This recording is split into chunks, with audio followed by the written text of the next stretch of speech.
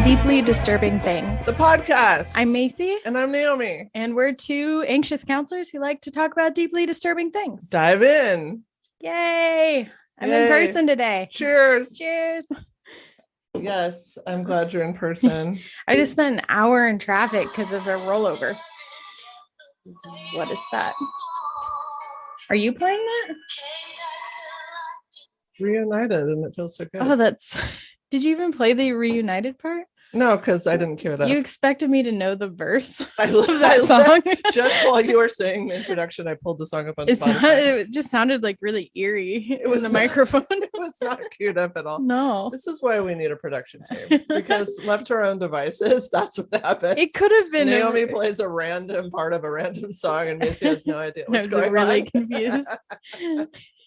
And you were like waiting for me to get it, and I know. I was waiting for that. Aww. And then you backed out and bailed because it. I realized it went badly. Okay. Good attempt. Good attempt. Thanks. It's so good to see you. It's good to see you too. Thank you for chocolate. Yes, we're having chocolate and wine and playing Reunited. This is like a date. We're having date night. And this is one of those box of chocolates without a map, so it's all chance. And of course, I pick a cream one 2 times in a row. I got the crispy FML. Look at that. I can't even eat it. Why do they even make that? It's like the one, they're like red filling with, it's like a toffee. I need to try again. You're really gonna be brave?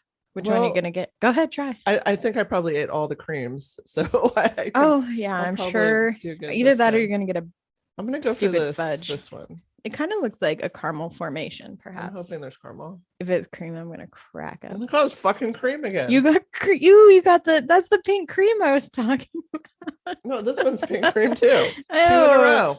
Ew. I can't eat it. You can't. All right. Well, bad luck comes in threes. Wait. Let me get one. 3 bads. Let me get one. Obviously, the peanut's a cheat. You know that's a peanut.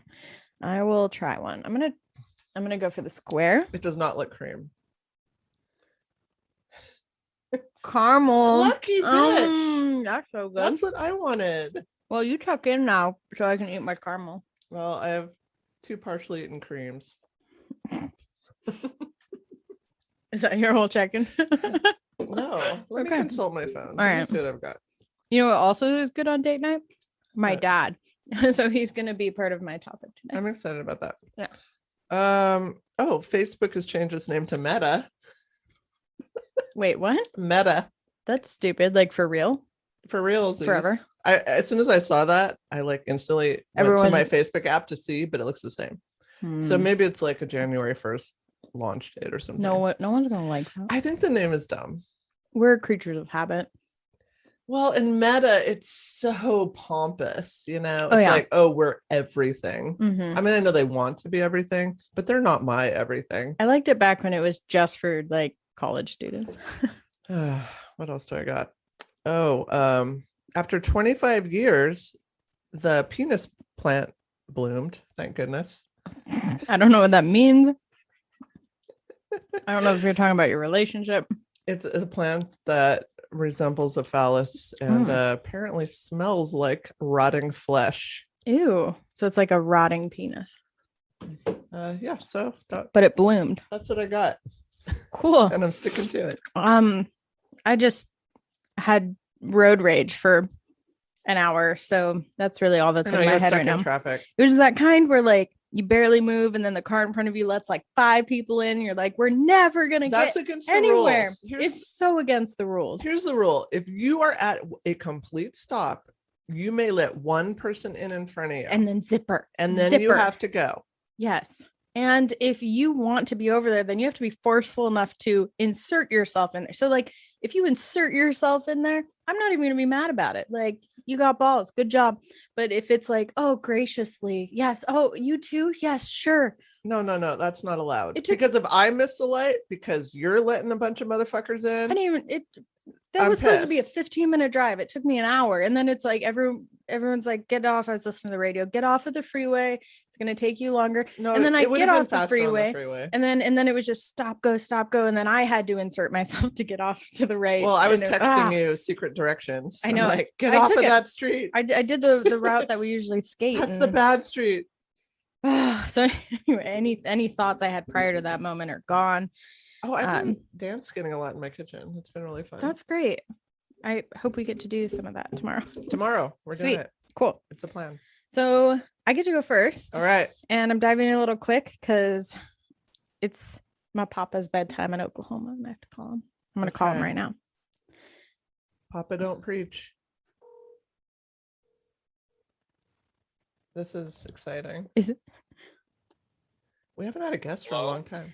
Hi, Dad. You are speakered on the podcast. Yay. You sound like it's 2 hours later in Oklahoma. Yeah. It's been a busy day. Hi, Macie's dad. Just the thing. Oh, I just said hello. Oh, I'm speaking in my microphone like you can hear me. You're yelling into the microphone. Sorry. He's over here. Hi, Macie's dad. Hello. So, I asked for you to be my guest today because my topic is about the most dangerous job in the US. Do you know what it is? Suspense. Window cleaning? No. Oh. Although you would think that would be the case. No, it is the lumber industry. Loggers. Logging. The most dangerous job, and it's been continuously the most dangerous job for years. So, well, many like decades now. So the reason why I have my dad on the phone is because he did some of that stuff in the past. You were a logger? Only as a baby. Oh, baby logger. Baby logger. So before it's an IPA. Yeah.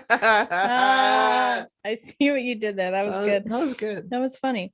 Hard day, but you're still on top of it. So not on top of anything. I'm here. So why don't you just start by telling us your background in logging and share that scary shit with us, and then I'll go into the facts and figures.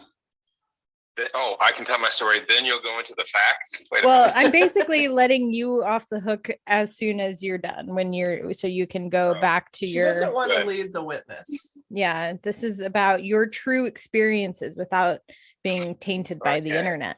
Don't be tainted. It's not quite as fun as the prison career, but it was close. But I didn't have too many near-death experiences. How old were you? My stepdad was a logger, so I automatically was a logger's helper from the age of probably about 11, 12. Oh, you're just a little guy. Baby logger. He had such great floofy hair back then. Oh. Yeah. Was that in the 70s? Hey, the three I have left are still floofy. You got a good little front wave going. So I did read that in my research that it's harder nowadays to find younger people because it was such a generational, like the kids did it because their parents did it. And now it's not so much that because there's, safer options. And back, I did it for an allowance. You got paid money and you were told of no other options. Right, pretty much. And it was started out to help, and then it turned, as I got a little older, into giving a 14-year-old a chainsaw almost as big as he is, and it evolved.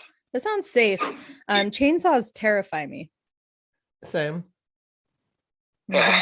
Yeah, well, I mean, they tried to get me to set chokers, which I don't know if you know what that is. Can you explain? Because I guarantee you most of the people on this podcast, we're not loggers. I certainly don't know what a choker is in this context. Yeah. Yeah. Do go on. It's just a word for when they cut down trees and on a mountainside, it's just it's a hasp and ball type of thing that you wrap around the tree. You go limb the tree, wrap the choker around it on a huge metal cable and then the big machine rolls the cable up, pulls the log up into the landing. Chokes it. Got it. And that's what drags it. Yeah, except why I would never want to be one. They tried to make me one. Is that you go down cliffs, and when I say mountainsides, I mean mountains and things. That's what I saw, because there's that show called Axemen where they like follow around lumber crews, and a bundle of them are in like Oregon and Washington, and they said that their like machinery can't be on the sides because of how steep it is, and so it's really dangerous. So basically, you have to climb down like a monkey on the side of the hill, and they'll throw you the choker, which means they release the big, I don't know, 20, 30-pound ball of steel on the end of the cable, and it flies down. And I've had it hit next to me at about 100 miles an hour, and then put a 6-inch freaking hole in a tree next to me that would have went right through me, wouldn't have noticed me. I do know the whipping chains are dangerous. I've experienced that, like pulling cars, like towing cars, and if the tow chain snaps, like that's a bitch. Yeah, there's been a lot of loggers who have lost their upper or lower halves of their body when they pull in these kind of things, and the cable will actually snap and whiplash like that. So it's definitely a dangerous job. Well, and I saw too, like they're always talking about like the tree. So if you're cutting a tree, like it could snap back or something. I don't know. There was some kind of wording for that. Yeah, I a faller. I did very little of that actually, because that's really stupid. Let's say falling. Yeah, those people. They're really on the at-risk list. Why are you leaning? I don't know where to talk. I don't know. Do I talk to the phone talk into the microphone, and I'll bring him to you. Okay, bring him to me.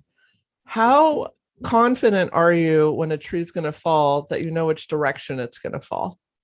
I am 100% sure where it will fall every time I cut a tree. Ah, that's good. Really? That is, I will guarantee you it is going to fall to the ground. Jokes. Follow-up question.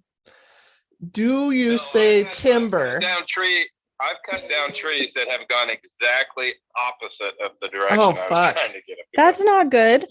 How do you know where to stand?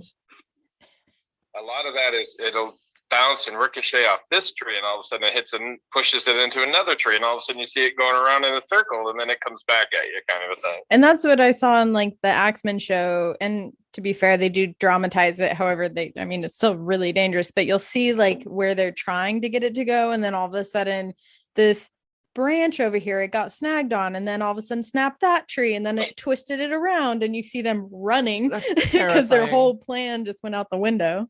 Will you ask him my follow-up question? No, you ask your own follow-up question. Do you actually say timber in the biz? I never did.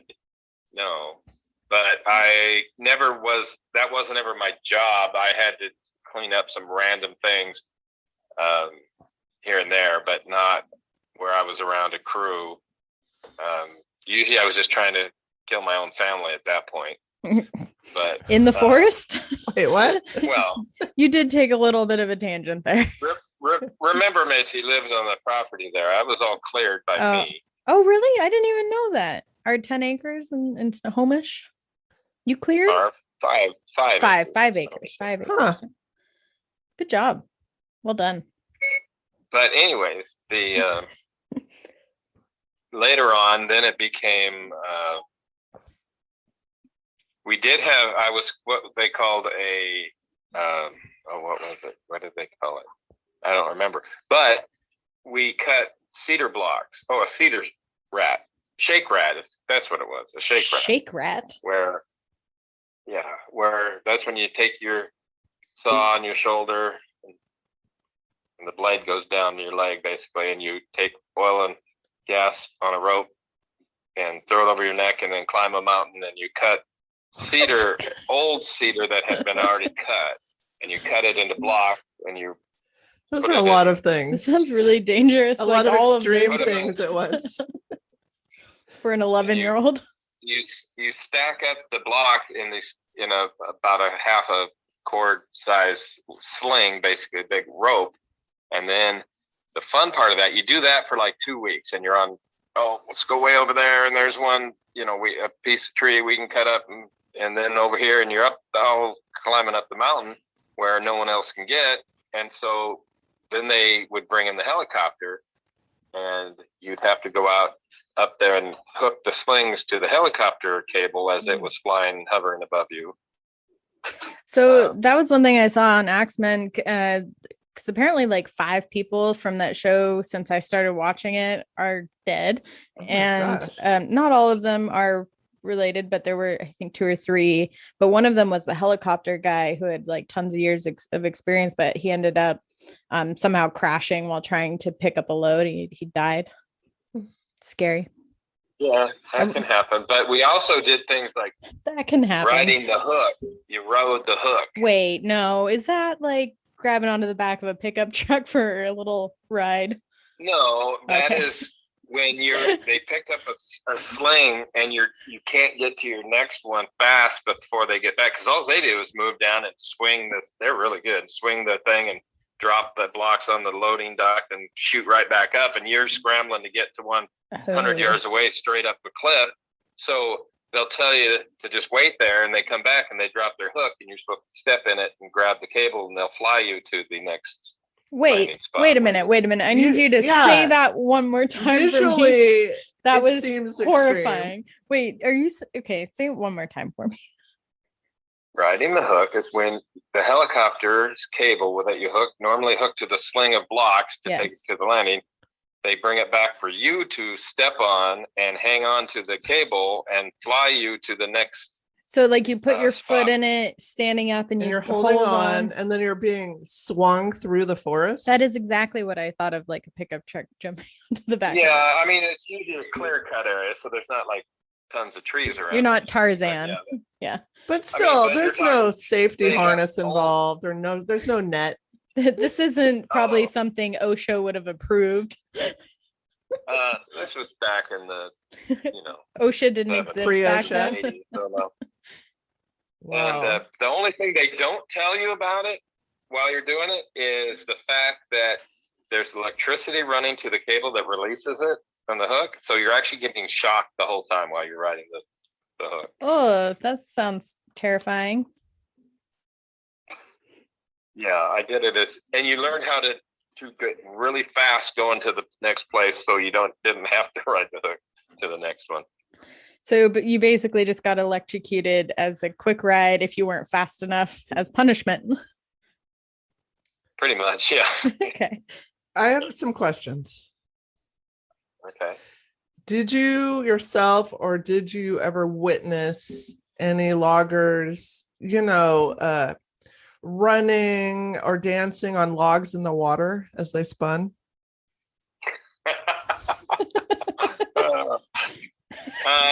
No, not personally. No, I'm not from Wisconsin. And is that a thing? Wait. Why are we calling out our Wisconsin brothers? What's going on here? Our Wisconsin listeners are going to be like, hey, we, like that. No, they say, yeah, we do that in Wisconsin. That's our national sport. Is it? I feel like we're going to get some comments. We're going to get an email. See, my logs are on a mountainside, so I don't know of any lakes or ponds on the side of the cliff to do that. That's after they were dropped by accident and land in Wisconsin. Remember, this is the Cascades. We're in real mountains here, not real mountains. What some states call mountains, which are you a mountain elitist? Yeah, I heard some elitist talk there. Yes. Actually, yes, I am. There, from what I read, actually, like Washington, Oregon, and there's one other place I can't remember, but Canada, there's some regions too, are like the primo spots for forest. Yeah, because you have real trees there, like cedar and fir and different big trees, not lodgepole pine and scrub oak and whatever else they have in cross country. What's your feeling about cottonwood? Be real. Oh, bad. No. It's a bad feeling.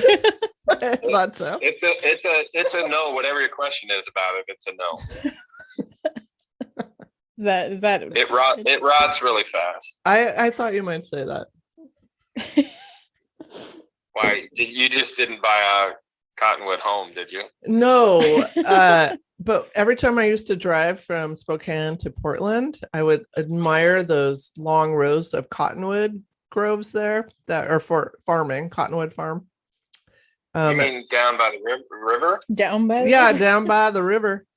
And I would often stop and take some photos and go in there illegally because it's super cool. But weirdly, last time I drove through, the whole thing's gone. So I don't know what happened. And it was like 100 billion acres worth of this. Could have harvested. They weren't used. They were using that for, I can't remember what, for a specific purpose, why they were planted.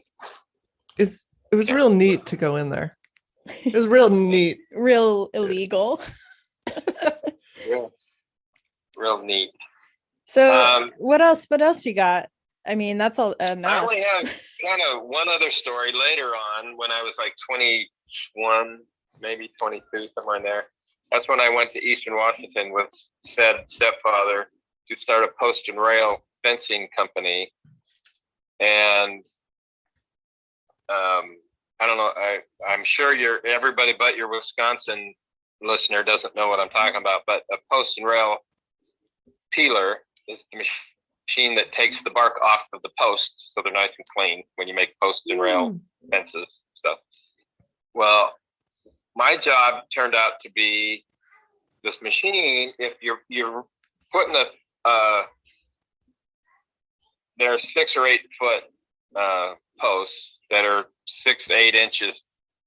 How long are they? 6 to 8 feet. Okay. Oh, I thought you said inches. I was having flashbacks of that. They're 6 to 8 inches through on the end. Oh, you know that Looney Tunes?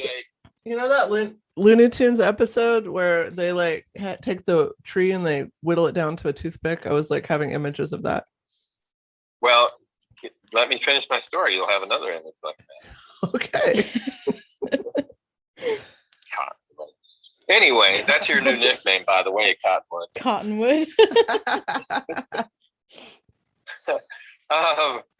Anyways, so what happens unless that stick of tree is perfectly straight and the same size on each end, the peeler will want to spin it and it starts wobbling wildly on the other end, and it sharpens it down into basically a pencil, and you'll put the whole thing through and it would just disappear at the end, into a toothpick. It's so just my like job that. was to take the big end underneath my armpit and hold it like I'm putting a headlock on it. And as he started the machine and spinning it, when it started to swing it violently around, my job was to try to keep it straight so it would go through the peeler and peel just the bark off instead of sharpening it like a pencil. Shit. So you just like throw your body on it? Oh, it was horrifying because if anybody watched, I mean, I actually at times went around with the pole being whooped around. And I mean, I was black and blue from my hip to my wrist every day. Wow. So I didn't do that very long. Yeah, I don't know why young people don't want to enter this field anymore. And wrestle trees. Wrestle trees. Wrestle. Tree ranching. Yeah, I have to say, like, and this has to do more with the driving on the switchbacks. I have like one anxiety dream that has stayed with me, and I think it's from when you told me about a time when you had no brakes, or like the brakes went out when you were going down the switchbacks. Well, I mean, I tell you, it's very dangerous. Those log trucks do not care, and those switchbacks back and forth, you can't see around the corners, and they just go full bore out of fully loaded, and you're going to go off or get hit. One of the, that's your choice. And we've got pushed off the road multiple times, but never on happened to be on a cliff time. But the story about the brakes going out was when I took my friend up there, and he wasn't used to working hard very often. So at the end of the day, we're coming down the hill. Does that mean he didn't know what he got roped into? He probably thought you guys were going to hang out. Let's just say he was exhausted. He was exhausted. So he was sitting in the middle of the cab of the truck, we're in a big flatbed truck, and granny gear just down this still steep switchback. And my stepdad noticed, he goes, my friend was asleep. His eyes were shut. You never frickin' sleep, because bad things happen to you when other people are awake and you're asleep. I never sleep. That's a good general rule. I never sleep for that reason. Never sleep.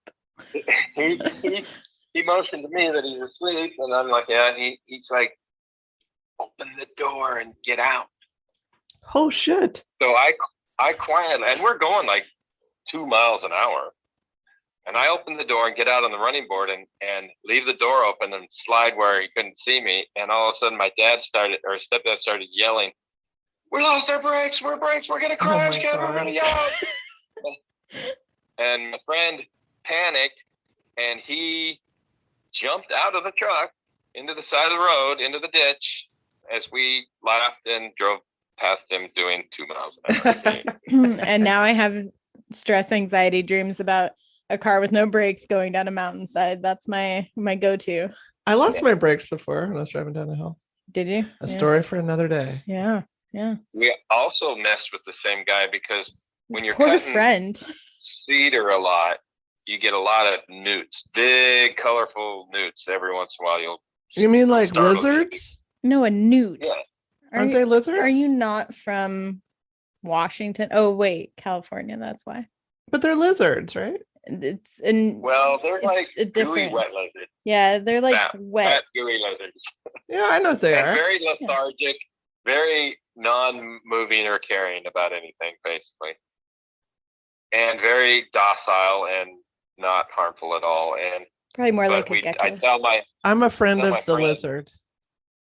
we gotta. He was up. This was during the I felt like I had to shake rat clarify thing. that. He was gave him a change. What was that? I've just felt like I had to clarify that I'm a friend of the lizard. Oh, well, so are we, because we can mess with people because of them. Because my friend had never been really up the woods that much, and so I said, everything will be fine. And I showed him how to cut wood and the chainsaw. I mean, he at least had a 3 or 4 minute tutorial to learn, and I kept saying, don't worry about this. And if the chain is loose and it comes back, don't keep your face over the saw where the chain will kick off and come back and cut your skull. So, yeah, don't do that. Don't do that. And all this. And I said, the only thing you really got to worry about is a cedar lizard. And he's like, why? What's that? I said, oh, they're the weirdest looking lizards, and they're poisonous, and they'll jump and bite. And I kept telling him that, but it was like days later, all of a sudden he was over 20 yards away from me doing cutting or something. And all of a sudden I heard a scream, and he comes running past me. He threw his saw on the ground. Cedar lizard, get out of the way. It was just a big old orange newt. Oh, that's so mean, but so funny. I don't know if I would have liked to have been your friend. It's a lot of forced labor in that friendship. Well, you just see, the thing is, I learned that I had to go through all this stuff when I first started with strangers that I didn't know that were 45, 50 years old when I was 12. So you hazed him. You were paying it forward. Exactly. Yeah. Learning how to be a man. Oh. Something like that. Maybe another reason why not so many people want to do this anymore. That's another reason why I'm, alone. Because you learned to be a man so hard. So hard. So hard. Well, and just as a footnote, I went from that job and I quit at the Post and Rail fencing mill, getting spun around with a bruised armpit all the time, directly within like 10 days of that to start working at the prison. For the next almost 20 years of your life.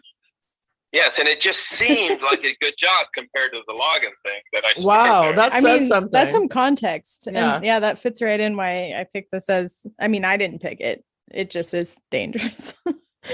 Well, thank you for sharing your stories with us. We love your stories. You're not Right. alone, even in Oh. Oklahoma. Never alone. He's Okay. coming back this coming week. Oh, Yeah. coming back to the PN Dub. Yep. Yep. Thank God. Nice. All right. Thank you. I'll Okay, thank talk to you later. Have a good night. Bye, Macie's dad. Oh, you just cut him off. That was so mean. That's okay. He knows I love him. I just choked down that chocolate that I didn't really like. I know. I watched you grab it and you got one of the nasty fudges. It's the cream or the It's fudge. not even a fudge. I think it's like a deep, dark truffle. Yeah, but it's obviously not like truffle. It's obviously not good. Yeah, because you were wincing as you I forced felt yourself. like I had to But eat it though. I like 'cause- that you continue to eat that versus the cream ones. Well, it was better than the cream ones. Go ahead, give yourself a shot of another one. Well, I'm gonna keep eating this caramel one. Mm. Okay. Oh yeah, no, sorry. Let me continue with my topic. Oh yeah, why don't you do that? Hold on. I can't use my fingerprint we reader could because just I have sit here and chocolate eat on my chocolate, hands. But we are doing a podcast right now. B2 Dubs. Okay. So logging it's he put a lot of the context there, so I'm not going to go over a lot of it, but there's a lot of TV shows about this now, like Axemen, Swamp Loggers, American Loggers, Loggers, which have put more focus on how dangerous the jobs are. Since they're so remote, people don't typically understand what it takes. I have not been watching any logger reality shows, I have to admit. Really? They're fairly they're already dangerous, and then they try to amplify that through different shots and trying to get things. They pull the drama. But on occasion, there's moments where you're like, wow, I watched you almost die. Well, that thing, like riding on that hook, like just hopping on the hook so and unsafe. holding on and being like flown through the forest, like that does not seem safe. So there was a big survey data done from 2006 to 2015. This was kind of the biggest chunk that was done. There was 8,380 non-fatal injuries in the private industry from logging. So that's not really what we're going to focus on, because the biggest data is actually for fatal injuries. So there's been, in that time frame, 2006 to 2015, and actually the data from 2016 to 2020 was another 320 something deaths. So in this time frame, there's 655 fatal occupational injuries to logging workers. That is a lot. Yes. In 2015, there were approximately 51,000 employed loggers who were comprised of fallers. Those are the ones that my dad was talking about, that he would never do that job. People doing the equipment operating, log graders, scalers, and other miscellaneous jobs. So there's actually like relatively few amount of people doing this work. So the death rates are actually very high compared to how many people are doing it. So this has one of the highest fatal injury rates of any occupation. And this is since 2006. So the rate of fatal injury in 2015 was 132.7, which is more than 30 times all worker rates of any other worker class. Damn. So 30 times the amount. And from 2006 to 2015, an average of 66 loggers die each year. So this is more than ice road trekking. Yes. I think the number 2 tends to be the fishing. Like what is that called? Like when on the fishing boats. Yeah. I did used to watch a fishing boat ocean reality stuff. show, and I did used to watch ice road truckers. Yeah. Yeah. I'm sure it's dangerous too, but I think the biggest thing is with the amount of people doing it, there's just more. So here there's less people, but far more people dying. Well, do you think bringing attention to it is going to like make it more safe? So I actually did read an article where, sorry, throwing things, where someone was someone from the show who filmed it said they had never seen an OSHA worker in their entire 25-year career. And then once it aired, all of a sudden they'd get OSHA showing up once a year. So, which they were upset about, well, why now? Must be because of TV. This is why the price is lumber. It's gone up. The dots are connecting. Yeah. So I think it's put attention on it. And whether that's because they're seeing things that like, ooh, that doesn't look compliant. Or OSHA's response was, we've done it the same way we've always done it. But you can't ride skyhooks. Yeah, you can't. Wait, you don't do that. Yes, they do. Yes, they do. So the white workers and men accounted for most of the fatalities across the demographics. The age of those who were fatally injured is also similar to the age of most logging workers, 45 to 54 years old. So that's kind of like what my dad was talking about. Like he's in there learning and everybody's so much older than him. So 45 to 54 year olds incurred 26% of the fatalities and represented 29% of the employment. Of the 655 logging workers that died, almost 40% were self-employed. So a lot of this is that they're going out self-employed into the middle of a remote area and sustain injuries and are far away from help. Yeah. So bigger companies may have more resources, more safety, protocols, things like that. But if you want to be your own person and make your own money, then you're going to be more risky because you're potentially by yourself. Yeah, and maybe trying to go to those areas that are harder to get to, more remote, harder to log. There's the potential to make more money. Yeah, but you don't have help. Yeah, if you get hurt. That's why I live within 5 minutes of the hospital. It is nice. That's what when I bought my house, I was like, "Ooh, look, there's a fire station, like right around the corner, just in case my house catches fire." I have a little bit of the neurotic in me. Like I get anxiety just by being away from a hospital. So some people would think that this is kind of seasonal work, but it does go year round. There's only just like a little increase during the summer months compared to the other months, but it still was, still fairly like quite a bit of deaths, regardless. If you look at this map here, Washington is one of the higher fatal work states for loggers. Wow. Again, because we have good logging here, so there's probably more concentration. Same thing with Oregon. One of those dark states, Wisconsin. I know we suck at geography, but there's Wisconsin. No, that wasn't. 2.6%. Oh no, that's Wisconsin. That's Wisconsin. It looks a lot like Michigan. It labels it.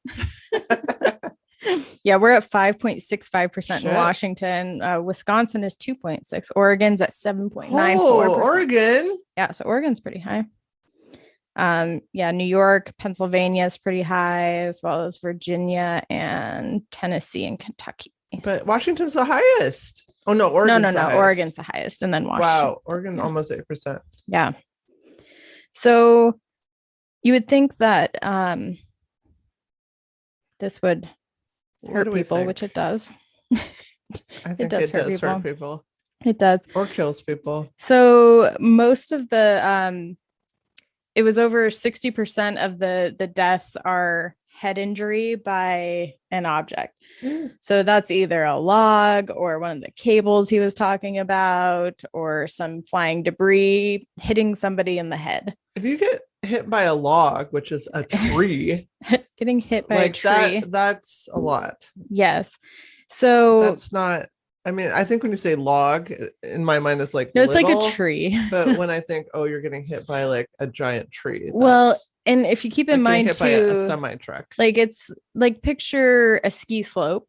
They're working on a ski slope, and something that may be even the size of a baseball coming down from that level of elevation at your head is still going to kill you. Yes. So basically the rule is don't get hit by anything or you will die. Seems to be I like how having rules like that. Yeah. Yeah. And Black and white. Don't get hit by anything or you'll die. Period. Yeah. Yeah. And most of the other ones involved like the operation of machinery, something happening with that, or even accidents with the trucks, but vast majority were being hit by an object and or tree. God, that's just a brutal way to go. Yeah. And to have like 66 people a year in the US die from mostly being hit in the head with something at their job. And that's what freaked me out is as I was looking this up, I was like, oh yeah, I saw that show. So I looked into it and then I'm like, oh yeah, I remember that face and that face. Oh, they're dead now. Oh shit. Okay. Yeah. It's like, oh, that's like the reality. Wow. The reality of it is that, for entertainment purposes, it's really great to like watch someone do something dangerous because you're not actually doing it. But he died like 3 years later because that's his life, not just the 20 minutes he watched on TV. So yeah, so that's it. I just wanted to shine a little light on the dangers of logging. Well, I think it makes me appreciate when I'm at the Home Depot buying some lumber that maybe somebody risked their life for that. Well, and I think that, honestly, they did. The people who did the logging part. Have you ever operated a chainsaw? No, I let other people do that for me. Yeah, I've never done it either. I've operated a sawzall. My dad knows better than to give that to me. And I had mostly good luck with the sawzall, but I like sawzalling. I did get it stuck in a tree once up high when I was on a ladder, and I had to. Most sawzalls are for shamefully leave it stuck in the tree, climb down the ladder in front of people, like across the street, and like walk away. You should be ashamed. It was very shameful. Most sawzall, you have to buy specific ones for wood, which is probably why I got stuck. Yeah, I felt like the sawzall. It was kind of like a saw gun. Like I kind of felt like a saw Tommy gun. Yeah, and then stuck like this. I was like up on a ladder like this. We're trying to fall on you. Yeah, my mom wasn't good. My mom was trying to do something on the roof of her house with she had like one of those circular saws, and she was up on a ladder with the circular saw, fell, and it cut into her arm, and she had to get taken to the hospital. Oh my god, it could lose her arm. She could lose her head. Very dangerous. Yeah. Power tools, you got to be safe. You know what? I just realized our topics are sort of linked. Are they? When aren't they really? Because mine is also related to like an occupational hazard. Ooh, okay. Before we do that, we should see what candy we get. You ready? Okay. You get to pick first. No, No, you pick first. You pick first. I picked first both times and I've gotten good ones, and you didn't 3 times. And I'm attracted to that square. I feel like it's not going to be a cream. It looks like a caramel, probably. Okay, I'm going for that one. Okay. Because I haven't got a caramel yet. I've got 3 creams, and then I got a weird dark truffle-y thing. And I had a caramel. Like my tongue still feels bitter from it. Okay. I'm nervous because all of these kind of look creamy. Oh, caramel. Yes. I'm going to just hell no this one off the back. Caramel for the win. Good job. That is a pink cream. I saw it come out the bottom. I'm not taking it. You peeked. I lifted it. Look, it's leaking out the bottom. Okay. I'm going to try this, which obviously is a chocolate fudge. What happened to it? Why is the chocolate not on it anymore? Yes. I'm happy with my choice, finally. Choice 5. This one's actually is a milk chocolate fudge. Good. Yum. No, one's actually not bad. Okay, sorry. Everyone is hearing us eat. Well, that's our podcast.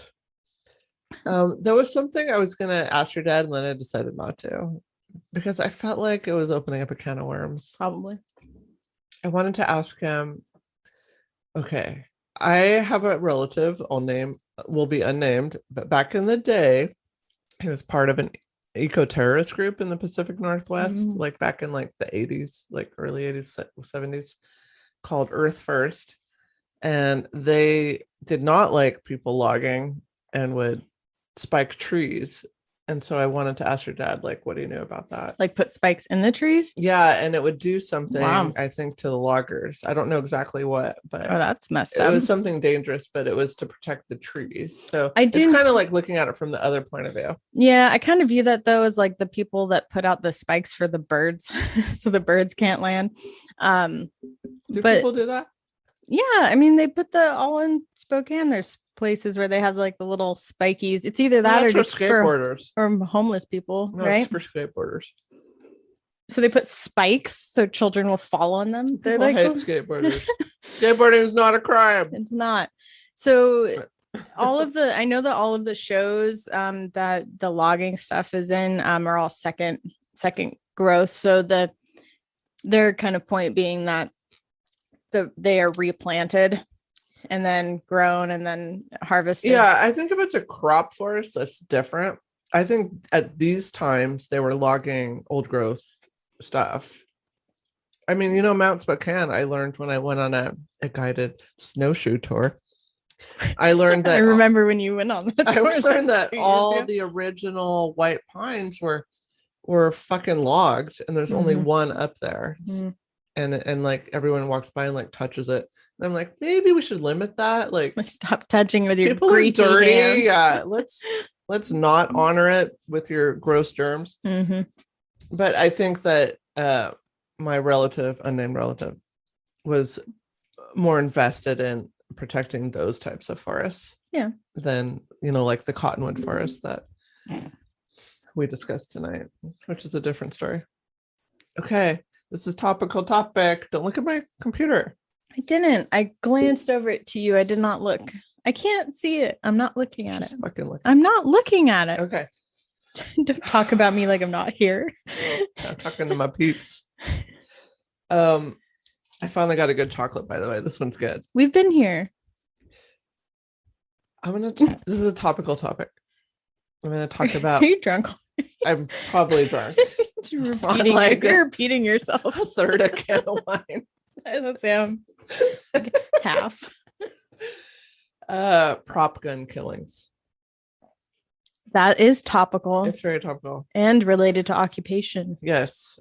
So on October 21st, which is a week ago, actor Alex Baldwin fired what he told was a cold gun on the Santa Fe set of the movie Rust. So it's like a Wild West movie set.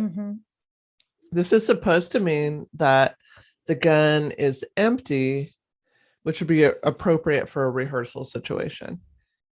But when he fired the prop gun, he killed cinematographer Halyna Hutchins, and the director of the movie, Joel Souza, was also injured during the incident. So Halyna Hutchins, age 42, was a rising star in the world of cinematography and is survived by her husband and 9-year-old son. And that's her picture. Would you like me to look at it? Now look. Oh, yes. Now you can look. Thank you. I'll look away now. Okay. Is that chocolate smeared across my phone? Yes. Yes, it is. So this is still an active and ongoing investigation, but here's what we know so far as of today. Okay. Yeah, I was going to say, I heard it in the news, like the as it happened first part, and then I haven't really heard any updates. So I will update you. Update me.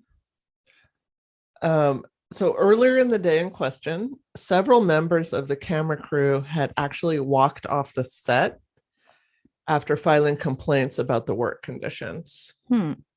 So among the complaints was that they had to drive 50 miles to and from the set each day, so that they were already tired when they got to work. So this is the camera crew. This is Halyna Hutchins' crew. Okay. So it's relevant. I also learned that the same gun that was involved in the shooting had been used for target practice by the crew. What? Yep.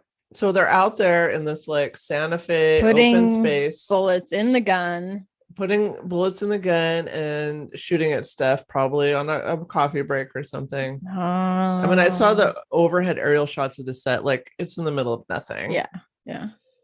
So you could get away with that. The same gun had also accidentally discharged at least 2 times. One report I read said 3 times previously during a rehearsal in a cabin. What? And the camera operator complained to the production manager in a text and said, quote, "This is super unsafe," unquote. Yeah, guns should not accidentally discharge. No. Did I tell you about the time that happened to me? No. Tell. So I'll take a bite of chocolate and you talk. a certain someone that I was living with at the time had gotten a gun from a friend or bought it from a friend. And I was sitting at the kitchen table doing my homework, headphones in, listening to classical music, oblivious of the dangers. And then all of a sudden I hear like a loud bang. Oh shit. And I was really confused. The dogs were barking. I'm like, what? And I took it out and I kind of wandered around in a daze, like, what was that? And I go into the bedroom and said person sitting there. He goes, what? I'm like, what do you mean, what? What was that? And then he goes, I don't know what you're talking about. And I'm like, okay. And I got confused and I was like, maybe a car drove by and there was like a backfire, something like that. And I start to walk away. And then I look as I'm leaving at the wall and there's a hole through the wall directly. I'm on the other side of the kitchen table. What the fuck? And I'm like, what is that? I don't know. What do you mean? And I go down there and I look and there's a bullet wedged into the wood board behind the wall. Killed. If it didn't get lodged there, it would have gone in at least. Oh my God, that's gone in my area. terrifying. I know. I don't want it to have gone in your area. No. So it just went off on its own, or well, there was some stages of lying that happened. Oh, okay, that's a whole story. The gun is broken, it misfired. Oh, at first it was it was a blank, and then I got down my hands and knees. I'm like, no, that's definitely so. Yeah, definitely a mishandling of a firearm in a house. Fucking terrifying, right? I'm terrified of guns. That's why I do not have one, because if you're going to have a gun, you need to be very comfortable, very confident. The odds of dying by a gun go up much, much steeper when you own one. No, I've like handled a gun 3 times in my life. And every time I was like a fucking nervous wreck the whole time. And just, there's going to be someone that jumps on that. Like if you like having a gun, great. No, that's great. I own a gun. It's in a safe and I haven't touched it in 10 years. And that's totally okay with me. No, if I was comfortable, confident, probably if I would have been raised in that culture, I would probably have one for protection or whatever. If I didn't have someone living with me accidentally shoot one at the wall, I'd feel more comfortable too. Yeah, I was not raised in that culture and I'm not familiar. And even though I was married for a long time to somebody who was raised in that culture, I didn't really get a ton of exposure. Oh my God, I just have a memory. Oh, Tell me your memory. I'm going to out myself right now. This is my half anti-vaxxer outing. Okay. When I was first dating my ex-husband, this is so bad. I'm going to say it though. I'm going to say it. Do it. Why not? We were living on the other side of the neighborhood and like, I'd only like seen a gun once in my life before that. And that was when I was in junior high and I hadn't even touched it. I just saw one. So he had a 22 in his apartment. I don't think we were living together then. I think we're just barely dating. And I was drunk and I shot that gun in our backyard on the other side of the neighborhood. What? And he got so mad. I'm sure. I didn't really understand like the representations. Like it's dangerous. Yeah, because it looked like a fake gun to me, like a BB gun. Yeah. And he's like, just shoot a gun in the backyard in the neighborhood. Then you read more about guns. Well, I think I sobered up and was like, yeah, that was dumb. But I mean, I was like 23. So I mean, you're allowed to do dumb things. But I think that's the thing is a lot of people nowadays aren't trained up on guns, maybe outside of some rural areas. And then they want one because they want to feel cool, but they don't actually know how to use it. No, exactly. Take some classes, people. I'm going to walk back my statement. You are not allowed to do dumb things when you're young, because sometimes those dumb things you do dumb things, lifelong repercussions. Yeah, you do dumb things, yes, and other people often don't pay get for a pass. Yeah. That was one thing with the logging that I found, that a lot of the deaths weren't actually from themselves. It was by somebody else doing something wrong that killed somebody else. Yes. Right. So and that's tough when you're young though, because you don't really have that cause and effect, like executive functioning. Yeah, you're like in the moment, especially involved alcohol. Mm-hmm. And I probably thought I was being cute or whatever. Yeah, you're like, you like giggled. I don't know. I probably giggled. I don't know what you look like giggling, but it would definitely be that. I don't know if I was giggling. You were like, we're almost dating. We're kind of dating. I know. I was like, I'm gonna just pick up this gun and shoot like it Charlie Angel out the backyard in the Browns edition. That's so bad. Within city limits. Yeah, great. Okay, so that's my disclosure. Disclosed. Yeah, you didn't do a diary today. I didn't. I have it sitting right here. I was going to do it and I totally forgot again. Okay. That's your diary moment. That was my diary moment. That's right. So when this incident happened, Alex Baldwin was practicing drawing the revolver across his body and aiming it toward the camera. So it's like one of these, like, you know how you do that in like a Western movie, how they're like pulling it and pointing Which it. doesn't quite make, like, why wouldn't it be here? It was a crossbody move for some reason. Okay. So it was a church scene and he was sitting in a pew when he was practicing this. So director Joel Souza was standing behind Halyna Hutchins, looking over her shoulder while she was watching the camera. So kind of watching like what this looked like. And then all of a sudden, the director Souza heard what he said sounded like a whip and then a loud pop. And then all of a sudden, Halyna Hutchins began to like stumble backwards, grabbing her midsection. So she was assisted by the ground, like she was caught. And Hutchins said that she couldn't feel her legs. How fucking terrifying is that? It's so sad. So 3 crew members who worked alongside the assistant director of this movie, which is called Rust. I don't know if I mentioned that or not. The assistant director was named David Halls. So 3 crew members had worked alongside him on another movie where a gun had unexpectedly discharged in 2019. And they said assistant director Halls was fired from the project due to unsafe conditions. The 3 crew members recall details of the incident where they were filming Freedom's Path and said an 1800 style muzzle loading rifle unexpectedly fired during a scene and resulted in a boom operator suffering inner ear injuries because of the explosion, the sound of the explosion. Yeah, I mean, it just sounds so irresponsible. Like, if that's your job is to prepare those things, why would you let anybody shoot them ever? There should never be live rounds in it ever. Well, that's what a lot of people are saying. Like, there should not be real guns and live rounds on a set. Like, it has no place. But unfortunately, that's not the practice everywhere. So the same assistant director, while working on Hulu's Into the Dark anthology series, also in 2019, people said that he neglected to hold safety meetings and consistently failed to announce the presence of a firearm on set to the crew, which is the protocol. And so that's at least 2 concerns about the assistant director. And he's the one that handed the weapon and said cold gun to Alec Baldwin. Which obviously he didn't check. He did not. And that's what I'm about to say. So you have good. Sorry. Good ESP. Makes me so angry.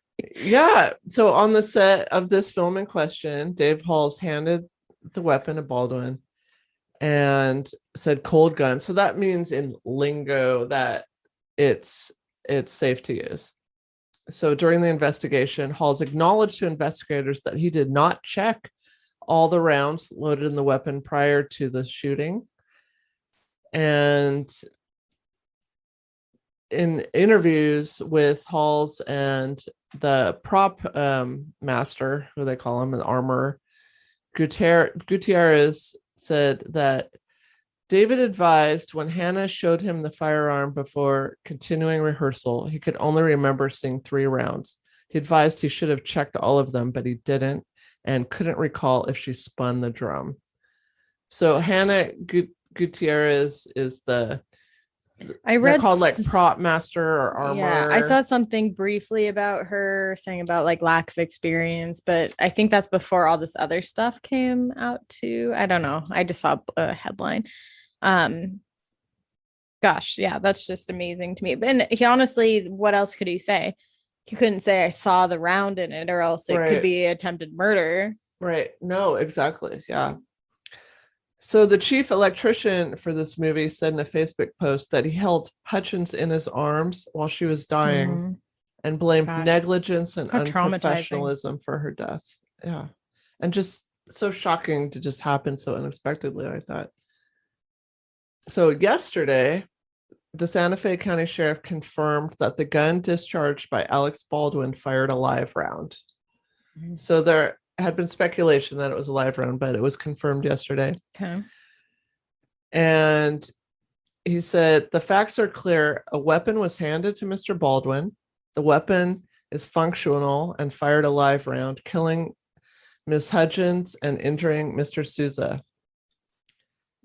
And said that they had recovered a lead projectile and shell casing and approximately 500 rounds of ammunition, a combination of blanks, dummy, and live rounds from the set. Why would you even have live rounds there?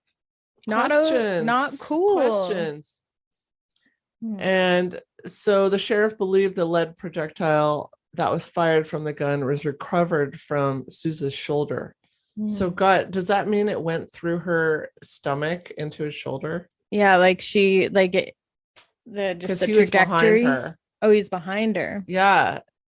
I mean, that's what I'm thinking. It went through her stomach and then into his shoulder if they recovered it from the bullet from his shoulder. Oh, from his shoulder. Got it. Okay. I mean, that's quite a powerful and that means shot. he was really close range for that to happen. So evidence has been submitted to the FBI for processing. So this is still an active, ongoing investigation. More information will be coming. Neil Zoromski, who was a veteran prop master, like 20, 30 years in the field, had actually turned down the job of being the prop master for Rust because he said there was a series of red flags about the production. He'd originally been really interested because it was kind of a cool job, like it's Old West. So you'd be handling pistols and like rifles, wagons, saddles, all that to like make an 1880s scene.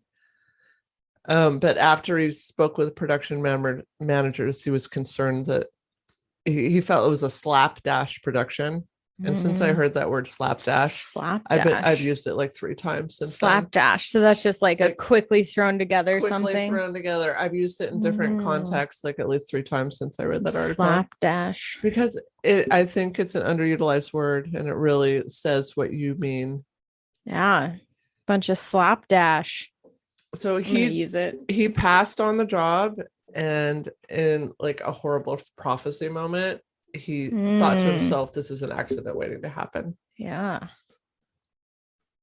So Hannah Gutierrez Reed, as we mentioned, was the prop master, was 24 years old.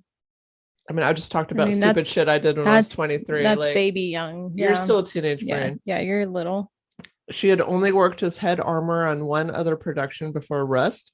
And I read today that was a Nicolas Cage film and that he had yelled at her and walked off the set because a firearm was discharged without notifying anybody. And he was like, you're blowing out my eardrums, you know? Yeah. So I could see Nicolas Cage freaking out about that. And she has said in interviews before this incident that she wasn't even sure about taking her first job because she wasn't sure she was ready. I guess her dad was a prop master though, so she was sort of raised with it. So more about confidence and maybe just the know-how over the years, maybe not established.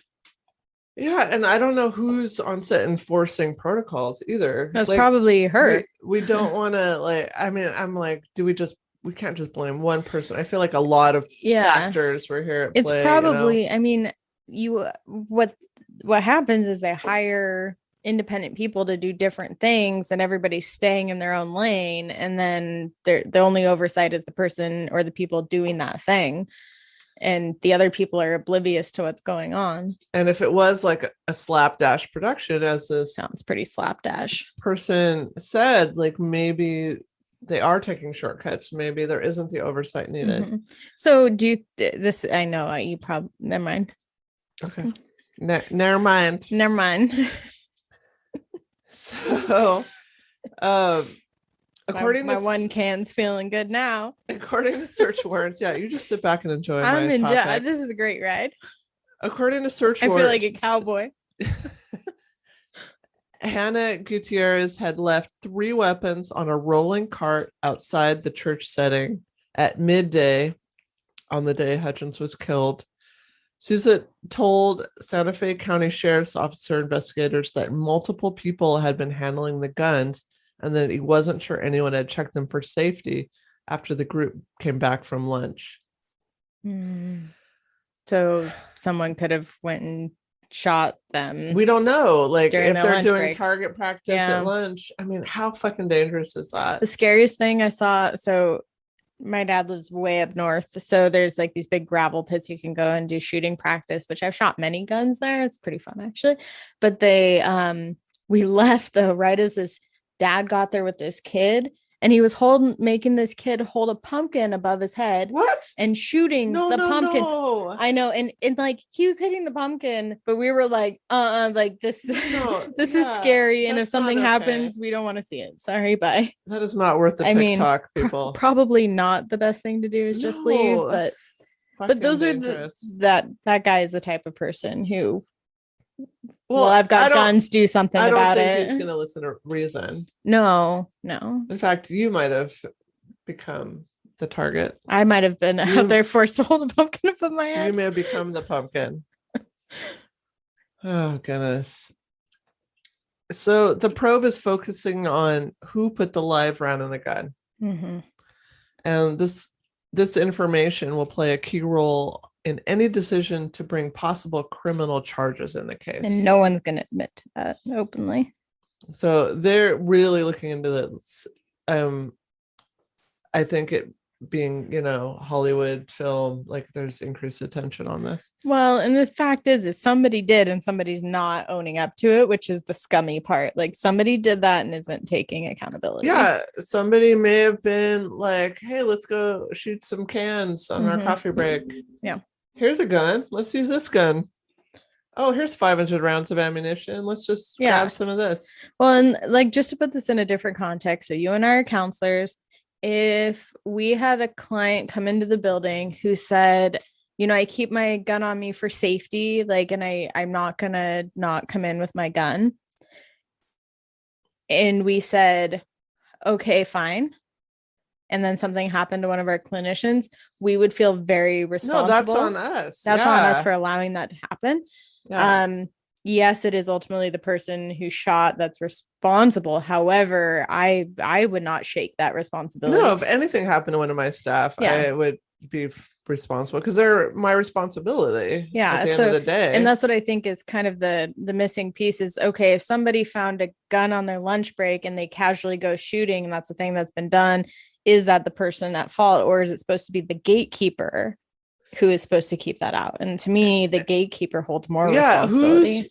Who's providing the overarching supervision, making sure protocols are being followed? Like, why are guns that are being used in filming containing live rounds ever? I mean, and is that the producer? Is that, what level is involved? I don't know. I've if never been on a film. What's this slapstick? No, they have not invited me to star in a film yet. So slapdash. In a slapdash production, they may not have somebody doing that. So they may just be, here's what we got. You go shoot, not, the picture. Mm-hmm. And this veteran prop master turned down the job because it seemed too risky. And so they bring in less than 2 weeks before the start of filming, this 24-year-old inexperienced person. Which is always my concern. Why are you bringing in more experienced people for more dangerous jobs? Less experience. Yeah. What did I say? Sorry. More experience. Yes. Yeah. And so I don't think all the blame goes on this I don't think so young either. person either. I think we have to step back and everybody shoulder the blame. Hired her to save money, and so they didn't have to put in the layers that would have made supervisor. Right? To put the layers of protection that would have made the others person feel good about the job. Instead of doing that, they said, okay, we'll hire someone cheaper. Yeah, I think it's a shared shoulder of this horrible responsibility. What is a prop gun? I wondered. I would assume fake. I would have assumed fake too, but that's not the case. This was a real gun. Yeah. And so prop guns can be real or they can be fake. In this case, it was real. Even if it was real, I would view it as, but there's no, the barrels are lodged or, something. I don't know, stick a like a um stick a pencil in the barrel. I don't know, like something where take the firing pin out. I've cleaned my gun many times. Take the firing pin out and then it doesn't actually click. Like do something like that where it is inoperable. So real guns are used so they can fire blanks. And in my mind, I've heard this word blanks my whole life, and I've never really understood what that is. But now I know. A blank is almost the exact same thing as a bullet, but without the tip. Yeah. So the tip, I learned the tip is actually what is the bullet. It's the projectile piece. Yeah, but there's like the whole thing. So the whole thing is the same. Yeah. A blank just doesn't have the very tip part, and that's why that fires out. So often, when you fire the blank, it's supposed to explode basically very quickly. That's what the noise is.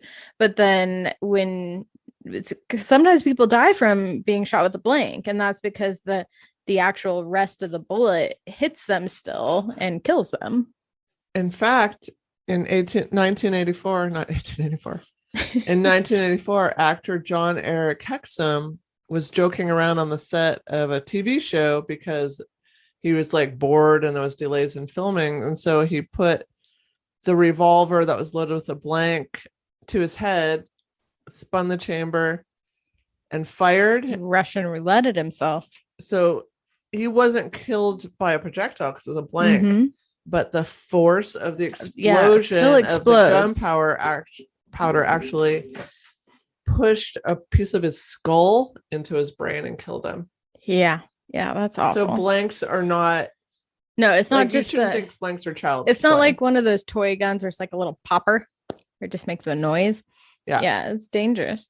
Yeah, and so like, why do they use real guns? So I looked into this. Weight. Yeah, the weight is a big thing. The appearance, but the real big thing they're looking for is that recoil. Like they want that recoil action for the actors. And I'm like, can't you fucking act and act a recoil? And isn't it, I mean, most actors don't shoot guns on the regular like a cowboy does. So isn't their reaction to a recoil going to be unrealistic for the time? Aren't they going to be more adjusted to recoil for someone who uses it more often? That's a good question. Yeah. And I'm like, why can't you just prosecution CGI that shit in? Well, and nowadays with like 3D printing, you can make something that's pretty dang realistic and have the weight.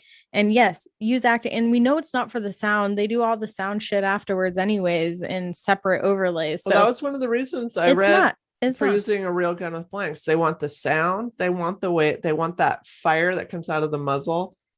And they want that recoil. Most sound they have to replicate anyways externally. Like they play the video and they say, oh, we have a gunshot here. Let's plug in the sound for a gunshot because you can't pick up everything clearly on mics when that happens.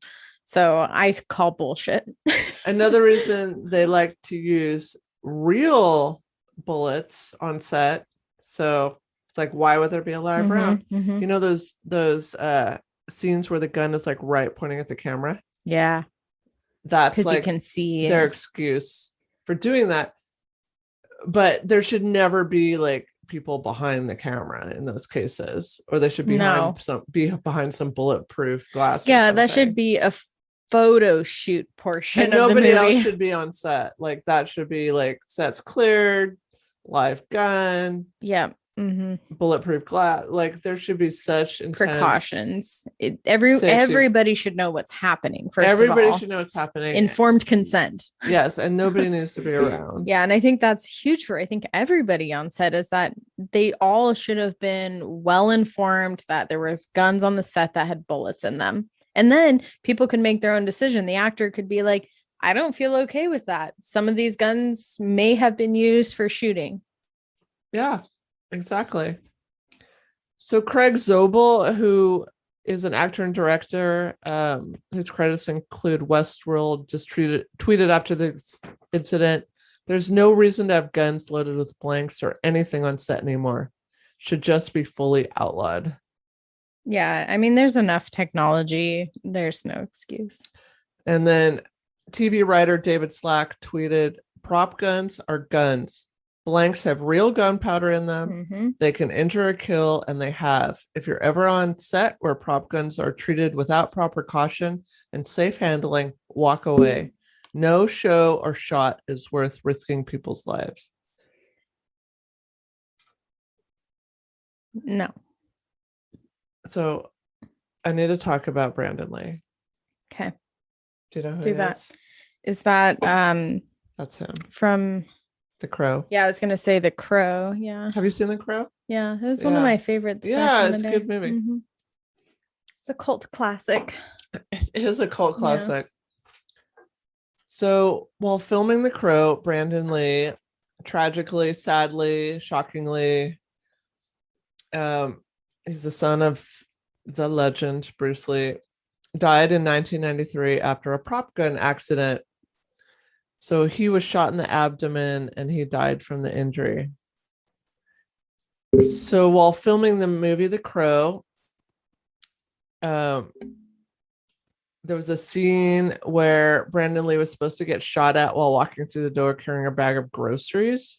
Mm-hmm. And Michael Macie, the actor doing the shooting, he was devastated by this death.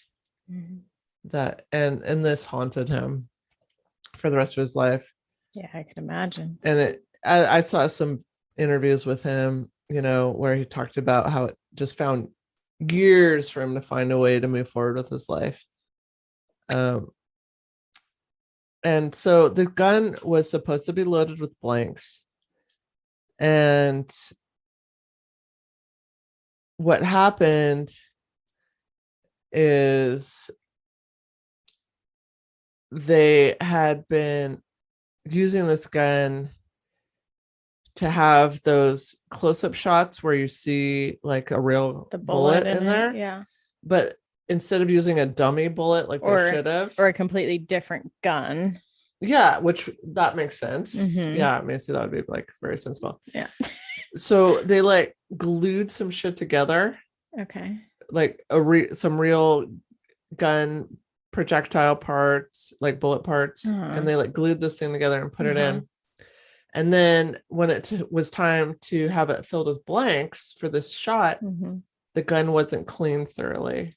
And so there ended up being bits of a 44 caliber bullet in there. And so when the gun fired, it actually sprayed these fragmented bits into Brandon Lee. This is very similar to the logging. Like anything small going at a fast speed is deadly. Anything. Yeah, and they said that having it a fragmented 44 caliber bullet was actually more devastating than an actual, because they couldn't find it in surgery. I was about to say, because it's so small and it's jagged versus being smooth, so it's going to cause more laceration, more bleeding. They didn't find it until the autopsy, and it was lodged in his spine.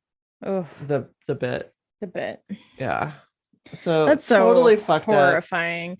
Well, and like actors don't sign up for that. They don't sign up for I mean, they have somebody that jumps off of things for them. Like, no, I don't. If there's any risk that there could be a bullet in there, I don't want to do this job, clearly. So the fact that I'm sure they're told over and over again that their safety's insured, it's fine, it's fine, it's fine. Yeah, I just remember being so sad about it when he was killed, because I was so like hopeful and excited about his career, because I mean, I fucking love Bruce Lee. Like, Bruce Lee is the greatest of all time, and here's like a chance for that legacy to continue. I mean, Bruce Lee died before his time, and then Brandon Lee dying before his time. It just seems so sad and pointless, and like very pointless, as is this case with, I mean, the 24. She was 32. Oh, I thought you said 24. 24 was the armor. Oh, I see. But still young and just starting out. I'm a year older than that. Yeah, so still very young. It's young. I did learn that Brandon Lee and Bruce Lee are both buried in Seattle. Oh, I didn't know that. And so I totally want to go visit their graves next time I'm over there. Yeah. I'm just, it just seems like a pointless death. Avoidable. Like there was no reason. Well, and then you make somebody in some you're I don't even know how to explain that. Like you are putting a burden of guilt onto somebody who had no intention. So that person who pulled the trigger. Yeah, I'm sure Alex Baldwin is fucking devastated. Yeah, I mean, there's no way around it. You killed somebody, whether you wanted to or not. Yep. And I just don't think anybody is ready completely for culpable No. on this. I think there's just lots of responsibility to be spread around. Mm-hmm. And I mean, I hope somebody gets in trouble for this, honestly. I mean, obviously some sort of policies need to change. This may be that tragedy that starts some different rules. It's unfortunate. Like no live rounds on set. Like that needs to be the rule. Figure it out. Yeah, figure it out. If you need that shot where you have like the bullet coming out of the gun right into the camera, like do that somewhere else. You have to have a cleared set. Everybody has to be informed. Like that makes like sense. Nobody's there. It makes sense at all. It's like a totally separate gun. Yeah. Everyone's like, aware. Paint it on the bottom pink or something. On this day at this time, this is what's happening. Yeah, you don't use the same fucking gun. No. That you're using in like filming and rehearsals. And the thing is, shot it's scenes. So common sense, except, I mean, the only thing I can think of is when you're in that industry and you do it all the time, you get lazy. That's my only thought. Well, I mean, I'm so terrified of guns. I would never point a gun at somebody. And that's what happened in this rehearsal. Alec Baldwin was pulling that gun and pointing it at somebody, at people, like someone who doesn't handle guns. Like several people were there who's pointing it at. But most people I know who handle guns frequently, they're the first ones to be like, don't point that at something, put it down, like aim away from people. Yeah. They're very conscious about what's going on. So it's very dangerous, just the fact that they're giving a gun to someone who has no training with a gun whatsoever on standard safety where something could go wrong. Yeah. And even though I grew up like very like anti-guns and all that, I knew that raising my children here, they were going to be around guns. So I made the decision that I would rather have them be familiar with guns so they knew safety protocols and they weren't going to be that kid at the fucking slumber party that picks up a gun and aims at somebody. Yeah, shoots themselves. So both of my guns are my guns. Both of my kids are very familiar with guns. They're very safe. They shoot all the time down at the farm with their dad. Like, even though that scares me, I think that's the better path. Living in this culture that we live in here. Yeah. And I think too, you know, buying the gun for the purpose that you're using it for, because like my dad's gun, I forget which one it is, but it actually has like 3 different safety buttons. Like you do this. That way you don't forget to put the safety on. And like there's a 3 check measure.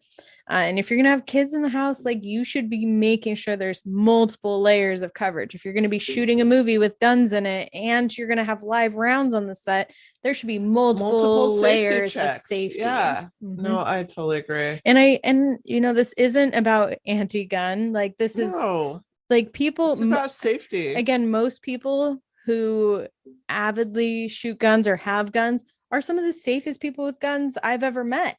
It's the people that don't use guns, don't know the safety measures, or who get lazy and complacent. Like that's what I've seen. Yeah. No, I completely agree. Ugh, it's terrible. It's sad. Very sad. But I learned a lot. Yeah. And now I feel like I know enough to have an opinion.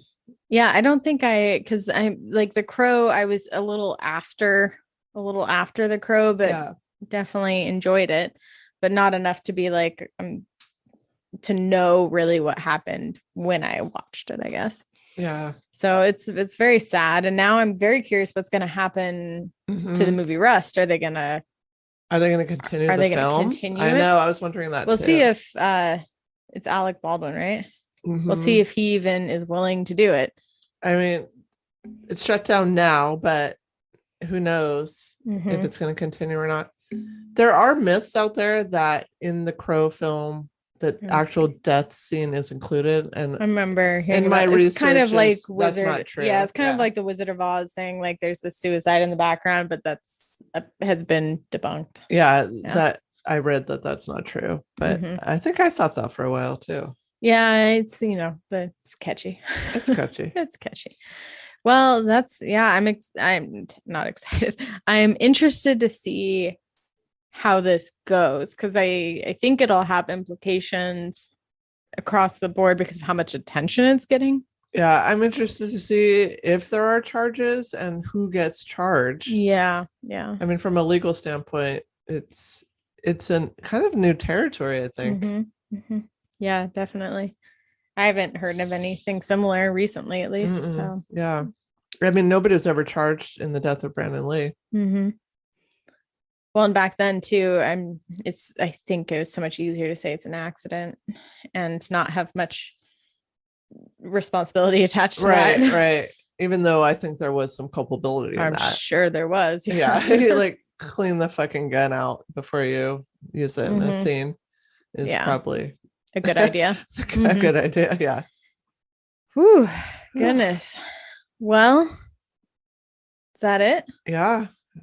That's it. I'm just gonna add I watched the Britney Spears what's the latest movie, the Netflix show? I watched it. Is that good? It was actually pretty eye-opening to just how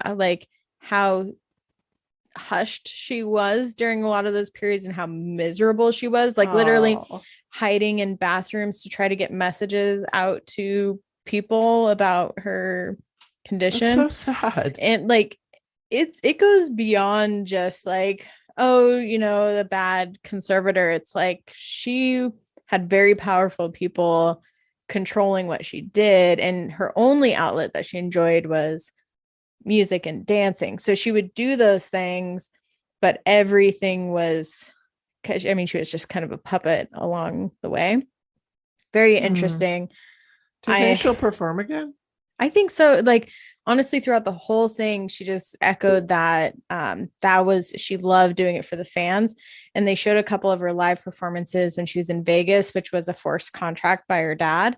And it was like the truest moments with her is when she's on stage with the microphone with her fans. And they showed a couple like clips of her talking to her fans, and she'd make statements like, about feeling trapped and like kind of offhand, like humorous, like it was her moment to be able to speak. Yeah, like I can say something here and not get in trouble for it kind of moment. That's so sad. Yeah, so that was a really interesting documentary. I mean, very pieced together by outside sources, and that was right before the conservatorship actually ended, so there was still kind of that piece there, but she's an amazing performer. Yeah. So she's got some good songs. I think she will perform again, but I think she's going to she's pursuing legal action for sure. She's not going to let it drop, which I think now's the time. That'll really make her feel empowered, like she has some control over her life. Sorry, I had to throw in my random Britney because like I never was fully into it. But I have not been able to like drop the topic, but I also don't want to do a whole topic on something that was fairly. No, the updates work. Yeah, throw in a random Britney. I don't know. Go Britney, I guess. Well, I didn't realize too, like the impact of her divorce, like how much that played a big role in all of that whole like breakdown period. Had to do with really had a really bad role to play with a lot of those things. And she admitted, she's like, yep, I mentally was not well because I got a divorce and had parental rights being taken away from me. Like, yeah, I wasn't okay, but I got better, and that's okay to get better. Yes, it is. Yeah, people don't stay broken. It's okay. We ascribe to the recovery model. Yes, we're like folded bits of paper. We get folds. Like origami. And it's okay to have your crease still. I've been folded into a jumping frog. Have you? So I'm folded but functional and fun. Ooh. Like a box. Sometimes you put things. But it doesn't hold water. So it's not very functional. We just need to stop talking. All right. Yeah, sorry. We don't see each other enough. I know, it's been a long time. All right. Until next time, and more chocolates. Stay out of the cottonwoods. Until next time, treat every gun like it's loaded. And that means don't aim it at people. Check it. Pre-wreck it.